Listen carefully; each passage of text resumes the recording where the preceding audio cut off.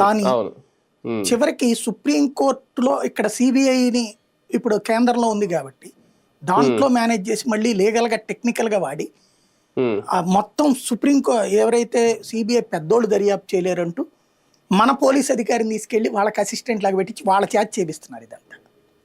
Andhra police అధికారి ఇదంతా చేస్తుంది. మొన్న వేసిన కేసు అదే కదా.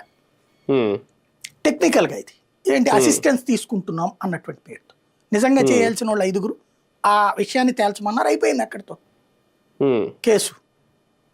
అంతే కదా. ఇప్పుడు ఈ డాల్డానా లేకపోతే ఇదా ఎక్కువ పెట్టి కొన్నారు తక్కువ పెట్టి, ఇప్పుడు అప్పట్లో ఏమన్నారు ఒకసారి గుర్తు తెచ్చుకోండి, 3,000 రూపాయల నుంచి 8,000 రూపాయలు పడుతుంది నెయ్యి, అలాంటిది 250కి 350కి అన్నారు. ఇప్పుడు ఎంత కొంటున్నారు వీళ్ళు?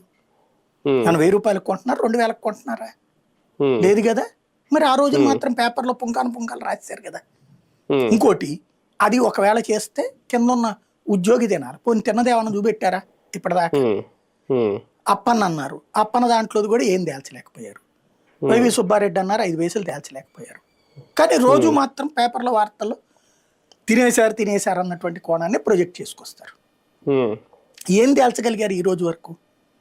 దాంట్లో కాంట్రాక్ట్లో వాడి దగ్గర నెయ్యి లేదు, వాడికి అంత లేదు, ఎవరి దగ్గర లేదు. ఇప్పుడు ఒకడికి మనం కరెంట్ సప్లై చేయమని అడిగాం, ఒకటి కాంట్రాక్ట్ తీసుకున్నాడు,